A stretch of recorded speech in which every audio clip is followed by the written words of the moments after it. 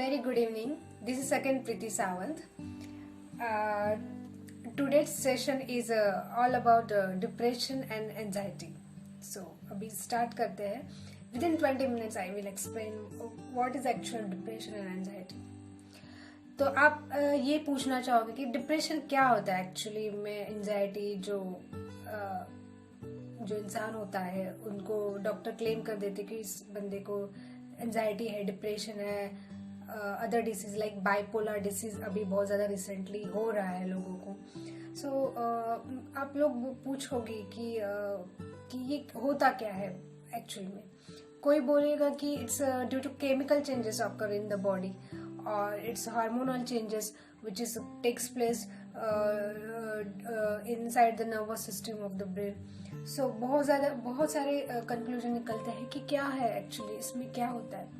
So ऐसे भी माना जाता है कि जब हमारे कोई एक्सपेक्टेशन होते हैं बहुत ज्यादा, किसी से बहुत ज्यादा होप होता है बट वो किसी कारण नहीं पूरा हो सकता है, तो इसके वजह से लोग वो जो नहीं होने वाली जो निगेटिविटी आ जाती है बॉडी में, तो वो ब्रेन एक्सेप्ट नहीं कर रहा है. यानी उसकी जो हार्मोनल इम्बैलेंस हो रहा है. इम्बैलेंस मीन्स जो जरूरत है हार्मोन्स की, जो पॉजिटिविटी बॉडी में प्रोड्यूस करते हैं बाय हार्मोन्स, वो हार्मोनल इम्बैलेंस हो जाता है जिसके वजह से डिप्रेशन आ जाता है. ये भी थॉट्स है.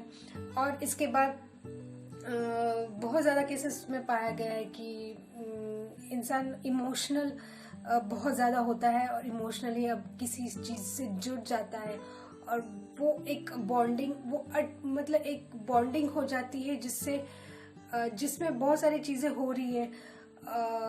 You want to leave that relation but you are not able to leave. तो इस वजह से वो हम लोग अटैच है, इसलिए उस चीज में रहना है, वो रिलेशन में रहना है, बट उसमें आप सफर भी कर रहे हो. समझ में आ रही है मेरी बात. उसमें सफर भी कर रहे हो, एडजस्टमेंट भी कर रहे हो, बट एक दूसरे के बगैर, क्योंकि बहुत ज्यादा अटैचमेंट है इसलिए एक दूसरे को छोड़ नहीं पाते. तो इसके वजह से बहुत ज्यादा नर्वस सिस्टम डाउन हो जाता है और ब्रेन जो पॉजिटिविटी है वो एब्जॉर्ब नहीं कर पाता है. इसके वजह से ज्यादा डिप्रेशन आ जाता है क्योंकि ये एक टाइप का डिप्रेशन हो गया जिसमें आप इमोशनली अटैच हो जाते हो और यू आर नॉट. हम लोग ये नहीं सोचते कि बंदा बुरा है, बुरी, but we are getting attach. That's why उसकी बुराई भी अच्छी लगती है और वो इम्पैक्ट भी कर रही है आप पे. तो you are suffering also. So you are your body and your emotions are so helpless that you are not able to live that relationship. So तो इसमें जो शिकार होते हैं इस सारी डिसीज के, जो लोग बहुत ज़्यादा इमोशनल होते हैं, बहुत ज़्यादा काइंड किस्म के लोग होते हैं, बहुत ज़्यादा डाउन टू द अर्थ. अभी का मैं एग्जांपल बोलना चाहूँगी, जैसे कि हमारे बहुत brilliant superior actor Sushant Singh Rajput, जिनके साथ ये सारी चीज़ें हुई है. ये कुछ प्रूव नहीं हुआ है कि उनको वो डिसीज हुआ था, but doctors, according to doctors, he is suffering from bipolar disease in which he was very much जो एक्साइटमेंट होता है, बहुत ज़्यादा एक्साइटिंग पोजीशन में होता है. उसकी जो बोलने की जो स्पीड होती है वो बहुत ज़्यादा स्पीड अप हो जाता है उसका बोलना. और he is not aware what ever he is talking.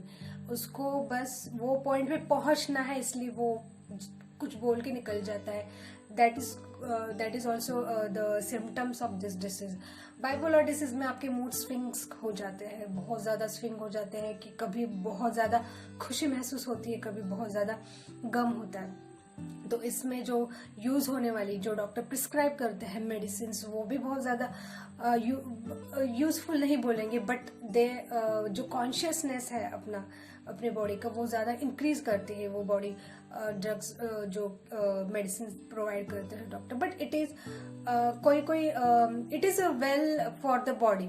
तो वो मेडिसिन लेना बहुत बहुत ज़रूरी है, उसको हमें बीच में नहीं रोकना है. खुदा न खास्ता अगर किसी को डिप्रेशन या एंजाइटी जैसी बुरी बीमारियां होती है, तो जब उनको थोड़ा सा अच्छा लग जाता है तो वो मेडिसिन लेना रोक देते हैं, जिसके वजह से वो फिर से उनको लगता है कि मैं अच्छा फील करूँ, I don't have to take this. So उसके बाद एक थोड़े से टाइम्स ऑफ पीरियड में वो फिर से वो चीज़ें चालू हो जाती है। आदमी दूसरी एक चीज़ बताना चाहूँगी कि डिप्रेशन का शिकार होने वाले लोग जो बहुत ज़्यादा अकेले रहना पसंद करते हैं, अकेले रहना पसंद करते हैं जब उन्हें डिप्रेशन और एंजाइटी होती है। फिर उसके बाद they are not able to change their body and emotion according to the society, they are not able to fit in the society. वो सिर्फ इतना सोचते हैं कि मुझे इसका पार्ट नहीं होना है, it is a painful. Society में जैसे हमें जब हम लोगों के बीच में जाते हैं बहुत ज़्यादा हमारा दिमाग बहुत एक्टिव रहता है, कैसे रिएक्ट करना है, कैसे बात करनी है, मे बी इंटरनली कुछ भी चालू रह रहा है बट हमें बहुत ज़्यादा कूल दिखाना है, ये सारी जो चीज़ें होती है वो हमें पता होती है। और वो कहीं ना कहीं हम लोग एक्सेप्ट भी कर सकते हैं, एक्सेप्ट करते हैं जब हम लोग नॉर्मल रहते हैं। बट जब ये डिप्रेशन या एंजाइटी में रहते हैं तो we are not, already we are going through the pain and how we can treat the people like we are normal. So it's become very difficult to treat like that. So इसमें बहुत ज़्यादा आदमी को adjustment करनी पड़ती है। तो वो एडजस्टमेंट ना करे, उस पेन से दूर रहे, इसलिए वो अकेला रहना पसंद करता है। जैसे कि मैं बता रही हूँ आपको, मूड जो स्विंग होते हैं बहुत ज़्यादा, जिसमें बहुत ज़्यादा खुश होता है आदमी, कभी कभी बहुत ज़्यादा दुखी हो जाता है, कभी कभी रोता भी है बहुत ज़्यादा होने के बाद भी। एक 6-7 साल के बच्चे के जैसा उसका बिहेवियर भी पाया गया है लोगों में। तो it's like kind of dangerous disease. तो इसका ट्रीटमेंट मैं एक ही कहना चाहूँगी, और आज की सोसाइटी को बहुत ज़्यादा ज़रूरत है इसकी कि उनको अकेला मत छोड़िए, जितना हो सके उनसे जुड़े रहो, उनको प्यार दो, उनके लिए उनको जो अच्छा लगता है उसके बारे में बताओ, उनको फॉर अ चेंज इफ उनको बाहर लेके जाओ, अलग अलग सब्जेक्ट्स निकालो जो उनको पसंद आता है, उनके फ्यूचर के बारे में बात करो, क्या अच्छा हो सकता है, सिर्फ पॉजिटिव चीज़ें जो बोली जाती है वो उनसे बात करनी है। फिर देखिए आप इनमें चेंजेस होंगे। तो मेरे ख्याल से मेडिसिन से ज़्यादा इनको दुआ की, और मैं दुआ नहीं बोलूँगी यहाँ पे, बट उनको एक काउंसलिंग की ज़रूरत है। We can say it counselling, जो कि पॉजिटिव थॉट से भरी होनी चाहिए, एक प्यार होना चाहिए जो कि उनको बहुत ज़्यादा अंडरस्टैंडिंग रहे, ऐसा पर्सन होना चाहिए। फाइट्स बिल्कुल टालनी है, आर्ग्यूमेंट्स उनके सामने नहीं करना है, उनको ज़्यादा से ज़्यादा खुश रखना है। मेडिसिन दो, डॉक्टर्स ने अगर प्रिस्क्राइब की है मेडिसिन दो, बट उसका भी हाई कॉन्सेंट्रेशन लेस रखो, क्योंकि वो एक कंटेंट बढ़ जाता है तो आदमी बहुत ज़्यादा सोता रहता है।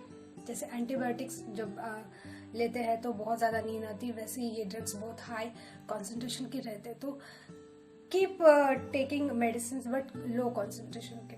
तो इस तरीके से हम लोग उस इंसान की मदद कर सकते हैं। तो आज की जनरेशन में, सोसाइटी में ये बहुत ज़्यादा डिसीज़ है जो जंग की तरह हर किसी को हो रहा है, जिसका ट्रीटमेंट नहीं हो पाता है, और कभी कभी लोग बहुत ज़्यादा डेंजरस, बहुत ज़्यादा सिचुएशन में आ जाते हैं जिनमें उनको सर्वाइव करना बहुत मुश्किल हो जाता है, और फिर बहुत बड़ा स्टेप उठा लेते हैं, जैसे सुसाइड जैसा। That is not the solution. So think twice before you are taking this step, and at least think about your parents, your friends, your whatever close peoples are there. So think about that and cooperate them कि हाँ मैं ठीक हो सकता हूँ, मैं कर सकता हूँ। और फिर से जब आपको ऐसा लगता है कि हाँ मेरे में चेंजेस हो गए, आप फिर से एक्टिवली, एनर्जेटिकली उस काम पे लग जाओ। और मैं चाहती हूँ अगर आप इस दौर से गुजरे हो और आप रिकवर हो गए हो, तो ऐसे बहुत ज़्यादा पेशेंट हैं जिनको बहुत ज़्यादा प्यार की ज़रूरत है और उनको काउंसलिंग की ज़रूरत है। उनके लिए थोड़ा सा वक्त निकाल के काम करो। तो मैं इतना ही कहना चाहूँगी कि बाकी डिसीज़ है फिजिकल, वो ठीक हो सकते हैं एक लेवल पे, बट मेंटल इलनेस बहुत ज़्यादा डिफिकल्ट है, क्योंकि कोई बहुत ज़्यादा रिजर्व काइंड का बंदा होता है या बंदी होती है जिनको जो एक्सप्रेसिबल नहीं होते हैं, तो वो चीज़ें बीच में ही अंदर ही रह जाती है, और they are not able to survive in this society, they are not able to adjust in this society, and अकेलेपन के शिकार हो जाते हैं और बहुत ज़्यादा केसेस सुसाइड के आते हैं। तो मेरी हाथ जोड़ के आपसे विनती है कि ये डिसीज़ को हमें जड़ों से नष्ट करना है और उनके लिए थोड़ी सी मदद मेरी तरफ से मैं कर सकती हूँ। आप भी अपने पूरे जो बिजी शेड्यूल है उसमें से टाइम निकाल के उनके लिए थोड़ा सा कुछ कर सकते हैं। यही मेरी इच्छा है। इतना ही कहना चाहूँगी। अगर आपके भी कोई सजेशन है तो नीचे कमेंट में मुझे आप एक्सप्लेन कर सकते हो। You are welcome and that's all whatever I want to say. धन्यवाद एंड गुड नाइट।